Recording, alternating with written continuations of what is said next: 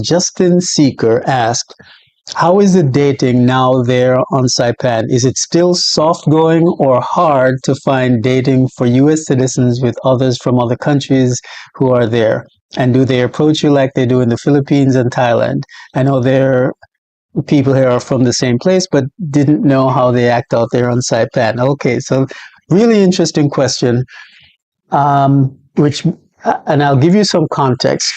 When during the 90s, is when most people would consider it a really booming time here on Saipan.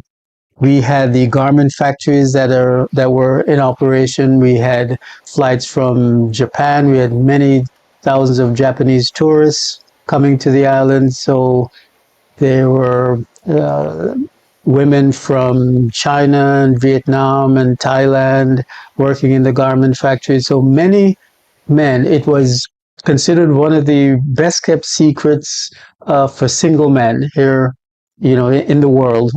Ranked up there as one of the list of places that guys share with each other that they need to check out. And over the years, there were people who came to the island and met their significant other, whether it was a garment factory worker or someone in the hospitality industry. And so the stories like that abounded. Now, once the garment factories closed, once tourism started to take a dip, once the flights from Japan started to be reduced, then the pickings got kind of slim here on the island. And over the years, CW workers, contract workers have moved back to their home countries. So the answer to your question is, unfortunately, it is not the same as it was when the garment factories and when tourism was booming. I've still run into fellows who have come here, though, and met people and started relationships. So that is still ongoing, but it definitely is not the way it was even when I came here in the early 2000s.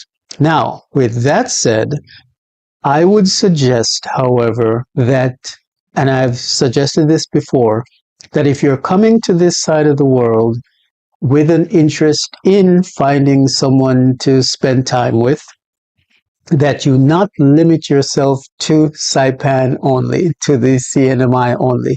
You are in a part of the world where a trip to Hong Kong might be $300 on Hong Kong Airlines. You are close to Thailand, you're close to Cambodia, to Vietnam, to Indonesia. So you can do a lot of traveling here with Saipan as your home base and explore the rest of the Asia Pacific region in search of love. So even though things on the island itself might not be as abundant as it was in the past, you are in a region, a part of the world where you can do your searching in other countries with a fair amount of ease. Now, with that said, I should also add the caveat that I am not doing a lot of socializing here myself on Saipan. I'm spending a lot of time doing this. I'm spending a lot of time writing and working on the channel and updating my website. So when I first came to the island, I would go to clubs and dance clubs, that sort of thing here. But over the years, I've tended to be more of a recluse and a hermit. So I may not be the best person to ask about this. But there are events that happen. There are walkathons. There are barbecues. There are fundraisers. So there are activities that you can engage in that can the Sabalo Market, the Thursday, Friday, and Saturday vendors at the Sabalo Market site. So there are places that you can definitely meet people if that's your interest. All right, so that's my advice on that. And then you brought up an interesting point that I've thought about. You said, I know that they are from the same place, but I didn't know how they act out there on Saipan, which is something really interesting. If you're not used to dating cross culturally, then it might not be something that you're aware of. What I found is that dating a Chinese girl in New York is different from dating a Chinese girl on Saipan, and it's different from dating a Chinese girl in China. And for various reasons, people do act differently based on the culture, the immediate culture around them. So I find, for example, that the people in New York, let's say I'm in Chinatown in New York, the Chinese girls there will act like New Yorkers act. So they may not be as um, uh, bold as they might be here on Saipan. And the ones on Saipan may not be as bold as they would be in China. So the closer you get, the closer I got to the source culture, was the more comfortable and um, gregarious and forward the girls tended to be. And part of the reason for that, I've talked about on my Jamaican in Asia channel, is in China, I'm obviously stand out because I'm not Chinese. No matter how much I try to blend into the culture, they can somehow tell I'm not Chinese. So I tend to stand out there. So it attracts a lot of attention. So the girls there tend to be a little more forward to interact with a foreigner. When I was in China, one of the biggest thrills the girls told me was that they wanted to be seen, or they were proud to be seen walking around with a foreigner.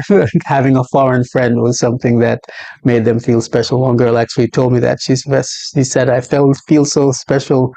And I said, why? She said, everyone is seeing me with a foreign friend. So that was something that boosted her stock value in the community. But so you will find, as I did, that the cultural context will affect how people interact. So people here, even though they might be from Thailand or China, living here on Saipan, they may not be as bold to approach you as they might be in Thailand or in China. So that's my experience. So um, maybe I'll talk more about that in another session. All right, cool. So thanks for that question. And again, I do encourage you to come to this side of the world and check out Thailand, walk around the streets in China, in Cambodia, in Vietnam, and you'll find that being the exotic foreigner in those countries will work to your benefit in terms of your social life. That's what I have found. So hope that's helpful, and really appreciate the question, Justin. Feel free to ask more, and because that's a very hot topic these days on the internet, depending on what rabbit hole you fall down into.